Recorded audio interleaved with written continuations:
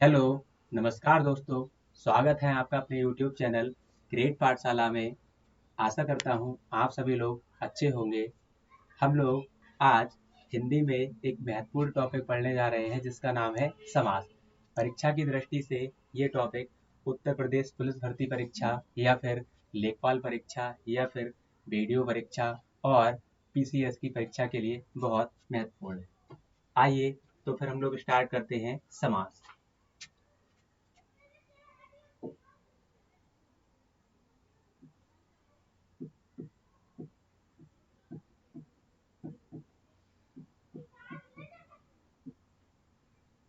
समास हिंदी में समास का अर्थ होता है संक्षेपीकरण।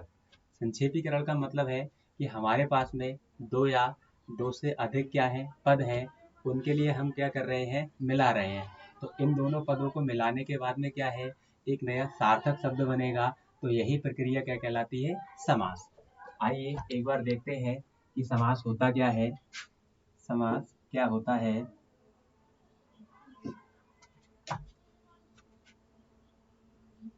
समास, ठीक है। समास का समास का शाब्दिक अर्थ होता है, समास का शाब्दिक अर्थ होता है संक्षेपीकरण। समास का शाब्दिक अर्थ होता है संक्षेपीकरण, अर्थात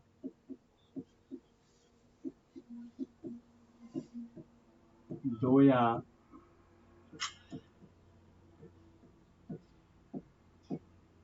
दो से अधिक पदों को मिलाकर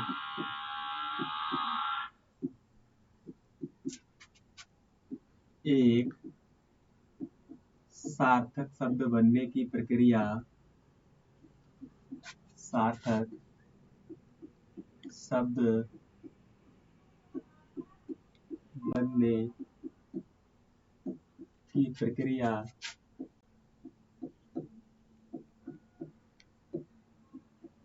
समास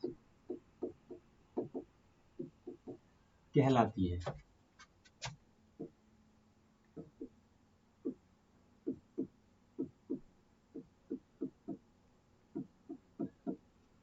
ठीक है दोस्तों, तो समास का मतलब क्या होता है, समास का अर्थ होता है संक्षेपीकरण।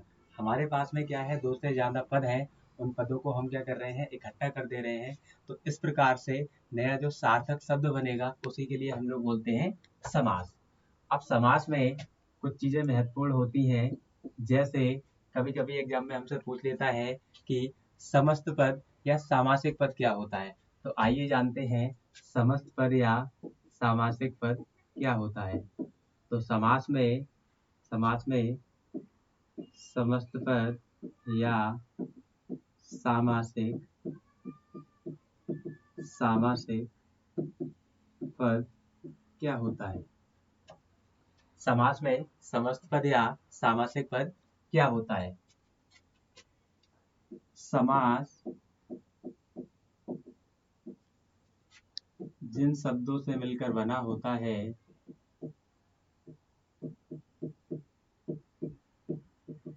शब्दों से मिलकर बना होता है, या या या समास बनने की प्रक्रिया, समास बनने की प्रक्रिया समस्त पद कहलाती है। समस्त पद कहलाती है। जैसे अगर उदाहरण की बात करें,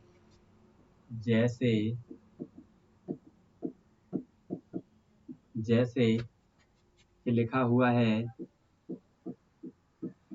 नील गगन। नील गगन, तो नील गगन का मतलब क्या है कि इसमें दो पद हैं। पहला कौन सा पद है? पूर्व पद, प्लस दूसरा शब्द जो गगन है या फिर दूसरा पद जो गगन है, ये कौन सा पद हो जाएगा? उत्तर पद। उत्तर पद। अब पूर्व पद और उत्तर पद जब ये दोनों आपस में मिल गए तो किसका निर्माण हो जाएगा? समस्त पद का। समस्त पद का। समस्त पद का। दूसरा जो पॉइंट होता है समास में, दूसरा जो पॉइंट होता है वो है हमारा समास विग्रह। समास विग्रह। समास विग्रह। समास विग्रह का अर्थ होता है समास के लिए तोड़ना, समास का टूटना। समास का पदों में टूटना या विग्रह होना, कॉमा समास विग्रह कहलाता है। समास विग्रह कहलाता है। समास विग्रह कहलाता है। जैसे अगर उदाहरण की बात करें, जैसे यदि उदाहरण की बात करें,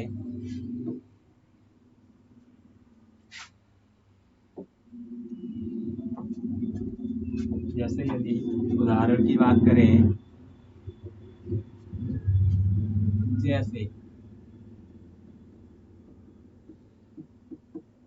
जैसे लिखा हुआ है गगन चुंबी। गगन चुंबी, ठीक है, गगन चुंबी एक समस्त पद है। इसका यदि हम विग्रह करें तो किस प्रकार से बोलेंगे? गगन को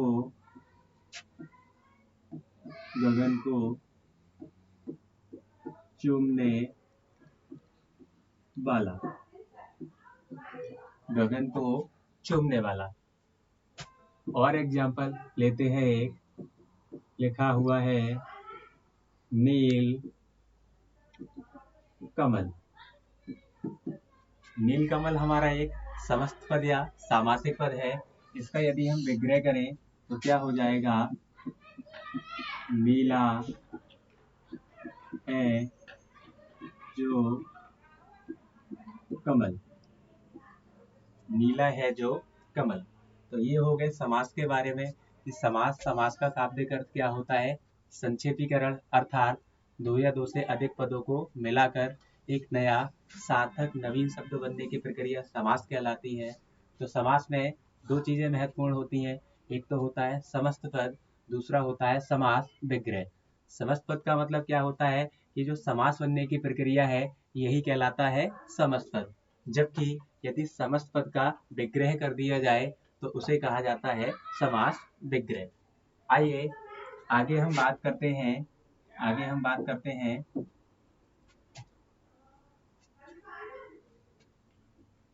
आगे हम लोग बात करते हैं कि पद की प्रधानता के आधार पर पद की प्रधानता के आधार पर पद की प्रधानता के आधार पर समास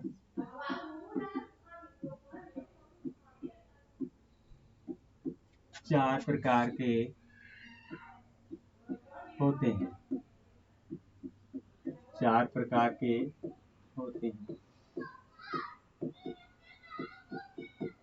पद की प्रधानता के आधार पर ये जो समास है वो चार प्रकार के होते हैं। अब ये देखो, या तो समास में पूर्व पद प्रधान होगा या तो समास में पूर्व पद प्रधान होगा या फिर समास में उत्तर पद प्रधान होगा या फिर समास में उत्तर पद प्रधान होगा या तो समास में दोनों ही पद प्रधान होंगे या तो समास में दोनों ही पद प्रधान होंगे या फिर ऐसा होगा कि इनमें से एक भी पद प्रधान नहीं है, अर्थात कोई भी पद प्रधान ना हो, कोई भी प्रधान ना हो। तो पद की प्रधानता के आधार पर हम समास के लिए 4 भागों में बांटते हैं। पहला ये हो सकता है कि समास का पूर्व पद प्रधान हो, अर्थात प्रीफिक्स प्रधान है। दूसरी पॉसिबिलिटी ये हो सकती है कि समास में उत्तर पद प्रधान हो, इसका मतलब सफिक्स की प्रायोरिटी ज्यादा है। तीसरी पॉसिबिलिटी ये है कि हमारे समास में दोनों ही पद प्रधान है, अर्थात पूर्व पद भी प्रधान है और उत्तर पद भी प्रधान है। चौथी संभावना ये है कि समास में ना तो पहले वाला पद प्रधान है और ना ही दूसरा वाला पद प्रधान है। यदि समास में पूर्व पद प्रधान होता है, यदि समास में पूर्व पद प्रधान होता है तो उसे बोला जाता है अव्ययी भाव समास। अव्ययी भाव समास। यदि समास में पूर्व पद प्रधान होता है तो उसे कहा जाता है अव्ययी भाव समास। यदि समास में उत्तर पद प्रधान हो तब उसके लिए हम लोग बोलते हैं तत्पुरुष समास। तत्पुरुष समास। यदि समास में उत्तर पद प्रधान है तब उसके लिए बोलेंगे तत्पुरुष समास। यदि समास में दोनों ही पद प्रधान है, पूर्व पद भी प्रधान है और उत्तर पद भी प्रधान है, तब उसके लिए हम लोग बोलेंगे द्वंद्व समास। द्वंद्व समास। द्वंद्व का मतलब होता है हिंदी में प्रतियोगिता। जब दो शब्दों के बीच में प्रतियोगिता का भाव होता है तब वहां पर द्वंद्व समास होता है। यदि समास में ना तो पूर्व पद प्रधान है और ना ही उत्तर पद प्रधान है तब वहां बहुव्रीहि समास होता है। तब वहां बहुव्रीहि समास होता है। तब वहां बहुव्रीहि समास होता है। बहुव्रीहि समास होता है, अर्थात हम लोग ये कह सकते हैं कि पद की प्रधानता के आधार पर हम समास को 4 भागों में बांट देते हैं। यदि पूर्व पद प्रधान है तो अव्ययी भाव समास, उत्तर पद यदि प्रधान है तो तत्पुरुष समास, दोनों ही पद प्रधान है तो द्वंद्व समास, और यदि समास में कोई भी पद प्रधान नहीं है तो फिर वह कहलाएगा बहुव्रीहि समास। अब क्या है, हिंदी में हम तत्पुरुष समास के लिए 2 भागों में बांट देते हैं। हिंदी में तत्पुरुष समास के लिए 2 अन्य भागों में बांट दिया गया है। नंबर 1 है कर्मधारय समास। कर्मधारय समास। कर्मधारय समास। दूसरा वाला पार्ट है जिसका नाम है द्विगु समास। दूसरा वाला पार्ट है जिसका नाम है द्विगु समास। दूसरा वाला पार्ट क्या है? द्विगु समास। तो इस प्रकार से यदि कहा जाए आपसे कि हिंदी में कुल समास की संख्या कितनी होती है, तो पहला हो जाएगा अव्ययी भाव समास, दूसरा हो जाएगा तत्पुरुष समास, तीसरा हो जाएगा कर्मधारय समास, चौथा हो जाएगा द्विगु समास, पांचवा क्या है? द्वंद्व समास, और छठा क्या है? बहुव्रीहि समास। अर्थात हिंदी में कुल समास की संख्या 6 होती है, क्योंकि संस्कृत में तत्पुरुष समास के कितने भेद बताए गए हैं? 2। लेकिन हिंदी में उनके लिए अलग कर दिया गया है तत्पुरुष से। तो इस प्रकार से कुल मिलाकर जो समास की संख्या हो जाएगी वो कितनी हो जाएगी? 6। आइए अब हम लोग पढ़ते हैं समास के अव्ययभाव समास के बारे में।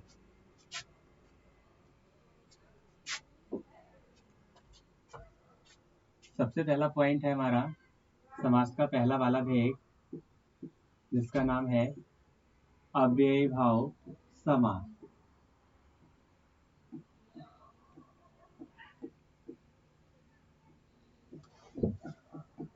अव्ययभाव समास।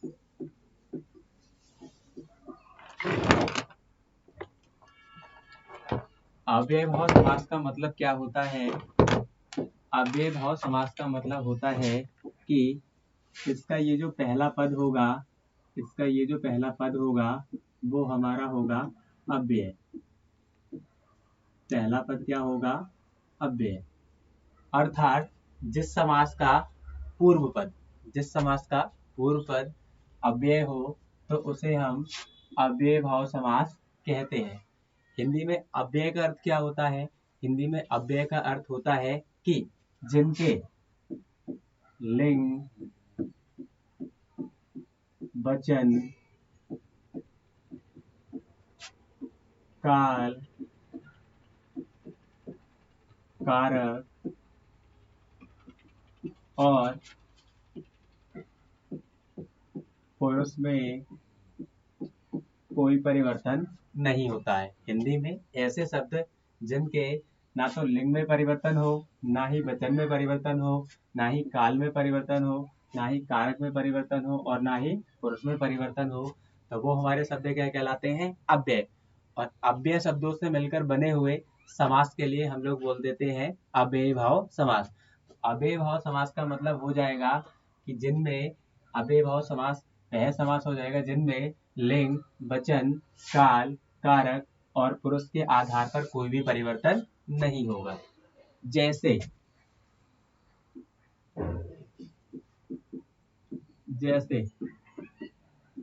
आपसे कह दिया जाए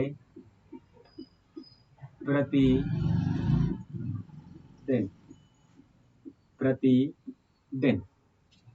अब प्रतिदिन का बहुवचन प्रतिदिनों नहीं होता है, अर्थात प्रतिदिन के वचन में कोई परिवर्तन नहीं हो रहा है। इस कारण ये जो प्रतिदिन है इसमें कौन सा समास हो जाएगा? अव्ययभाव समास। अव्ययभाव समास। ऐसे ही हम यदि बात करें, दूसरा पॉइंट हो जाएगा हमारा प्रतिकूल।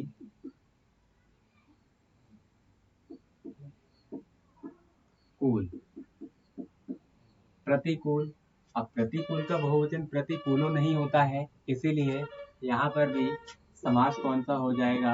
अव्ययभाव समास। प्रतिशत। प्रतिशत का बहुवचन प्रतिशतों नहीं होता है, इसका मतलब इसके वचन में परिवर्तन नहीं हुआ। अगर वचन में परिवर्तन नहीं हो रहा है तो हमारा समास कौन सा होगा? अव्ययभाव समास। एक बात और, ये जो अव्ययभाव समास होते हैं ये सामान्यतः उपसर्गों से मिलकर बने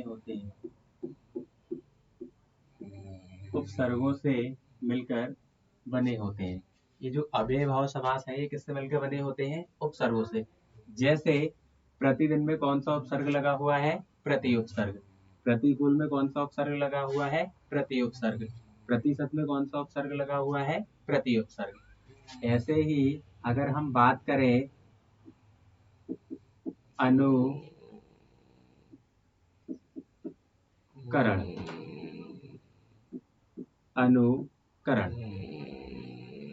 अनुकरण में कौन सा उपसर्ग लगा हुआ है? अनुपसर्ग। इसका बहुवचन अनुकरणों नहीं होता है, अनुकरण का अनुकरण ही रहता है। इसका मतलब ये हुआ कि ये भी कौन से समास का उदाहरण है? अव्ययभाव समास का। अनुकरण का मतलब होता है नकल करना। ऐसे ही यदि हम आगे बात करें अनुसरण। तो अनुसरण का भी बहुवचन नहीं होता है। साथ में क्या लगा हुआ है, अनुपसर्ग। इसका मतलब ये भी किसका उदाहरण होगा, अव्ययी भाव समास का। ये भी इसका उदाहरण होगा अव्ययी भाव समास का। ऐसे ही अगर हम आगे बात करें, जैसे लिखा हुआ है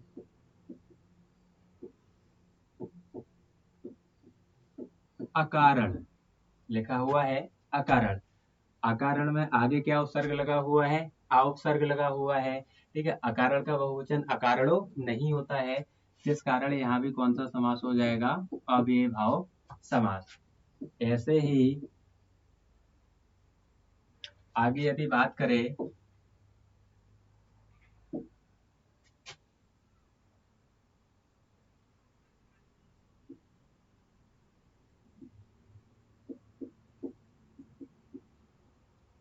आ जन्म, आजन्म का अर्थ होता है जन्म तक। आजन्म का मतलब होता है जन्म तक। यहाँ पर कौन सा उपसर्ग लगा हुआ है, आ उपसर्ग। इस कारण यहाँ भी कौन सा समास हो जाएगा, अव्ययी भाव समास।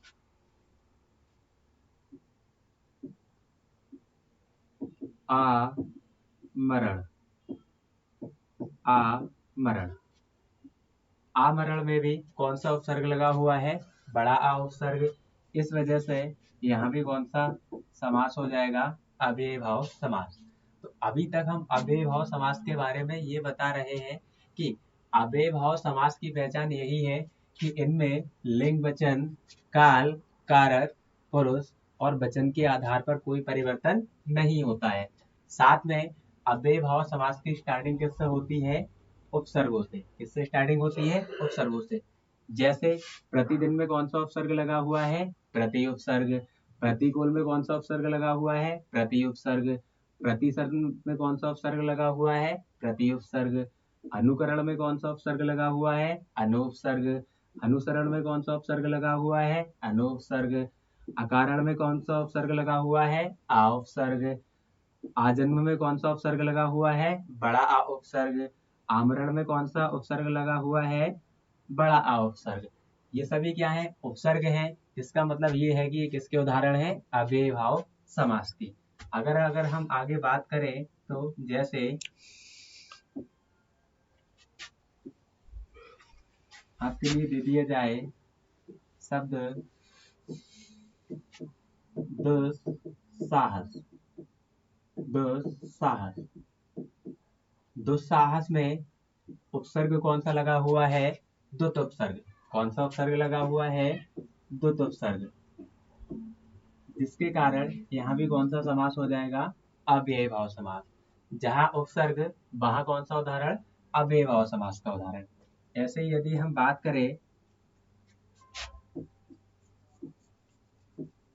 प्रत्यक्ष की, सॉरी, बात करें यदि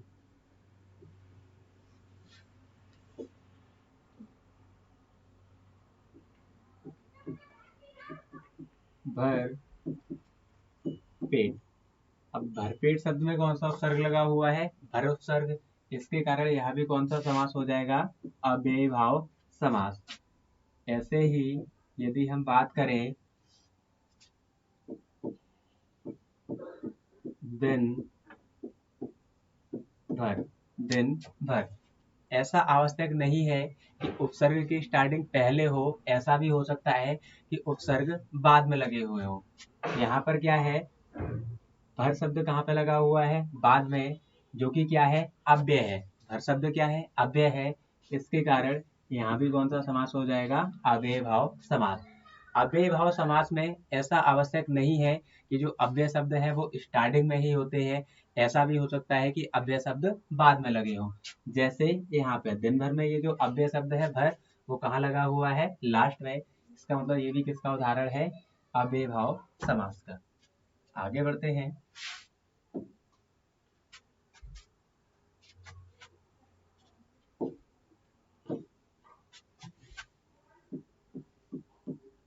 यदि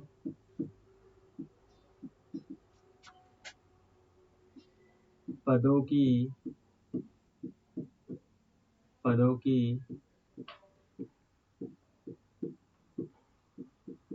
पुनरावृत्ति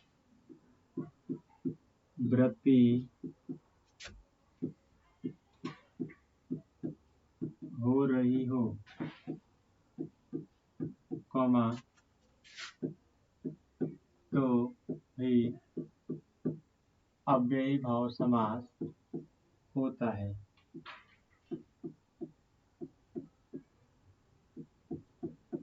अव्ययी भाव समास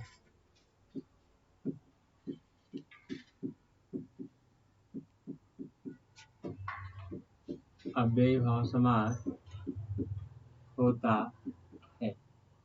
जैसे यदि बात करें फॉर एग्जाम्पल, उदाहरण जैसे लिखा हुआ है हाथों हाथ, हाथों हाथ। ऐसे ही दूसरा उदाहरण है दिनों दिन, लिखा हुआ है रातों रात, लिखा हुआ है बातों बात। ऐसे ही लिख दिया कानों कान। अब क्या है कि ये सभी जो पद हैं उनमें क्या हो रही है, पुनरावृत्ति। हाथ हाथ, दिन दिन, रात रात, बात बात, कान कान। अब हमें यहाँ पे योजक चिन्ह से मतलब नहीं है, बस केवल हमें ये देखना है कि यहाँ पे ये जो पद है वो क्या कर रहे हैं, पुनरावृत्ति कर रहे हैं, बार बार क्या कर रहे हैं, रिपीट कर रहे हैं। इसीलिए इन सभी जगह पे कौन सा समास हो जाएगा, अव्ययीभाव समास। अव्ययीभाव समास, अव्ययीभाव समास। ये भी किसका, दिनों दिन किसका उदाहरण हो जाएगा, अव्ययीभाव समास का। रातों रात भी किसका उदाहरण हो जाएगा, अव्ययीभाव समास का। बातों बात भी किसका उदाहरण हो जाएगा, अव्ययीभाव समास का। कानों कान भी किसका उदाहरण हो जाएगा, अव्ययीभाव समास का। तो दोस्तों ये जो अव्ययीभाव समास है वो हम लोगों का कंप्लीट होता है। अव्ययीभाव समास का मतलब ये होता है कि इसमें पूर्व पद है वो क्या होगा, अव्यय होगा। अव्यय का मतलब है कि जिसमें कोई भी खर्चा ना हो। खर्चा किसके आधार पर ना हो, लिंग के आधार पे हो सकता है, या वचन के आधार पे हो सकता है, या काल के आधार पे हो सकता है, या फिर पुरुष के आधार पे हो सकता है। आइए समास का अगला वेद हम लोग पढ़ते हैं, जिसका नाम है द्वंद्व समास। समास का दूसरा वाला भेद है द्वंद्व समास। द्वंद्व समास हिंदी में द्वंद्व का मतलब होता है प्रतियोगिता। हिंदी में द्वंद्व का अर्थ होता है प्रतियोगिता, अर्थात जहां दो पदों के बीच में प्रतियोगिता हो रही हो। प्रतियोगिता होने का मतलब है कि दोनों पद, पूर्व पद और उत्तर पद, दोनों ही कैसे हो, प्रधान हो। पूर्व पद और उत्तर पद दोनों की क्या हो, प्रधानता हो। तो वहां पर कौन सा समास होता है, द्वंद्व समास होता है। जैसे अगर बात करें उदाहरण के तौर पर, उदाहरण जैसे जैसे लिखा हुआ है लाभ डैश हानि, लाभ डैश हानि। दूसरे यदि उदाहरण की बात करें, रात डैश दिन। तीसरे उदाहरण की यदि बात करें, पाप डैश पुण्य। चौथा उदाहरण लेते हैं, गुण डैश दोष। पांचवा पॉइंट लेते हैं,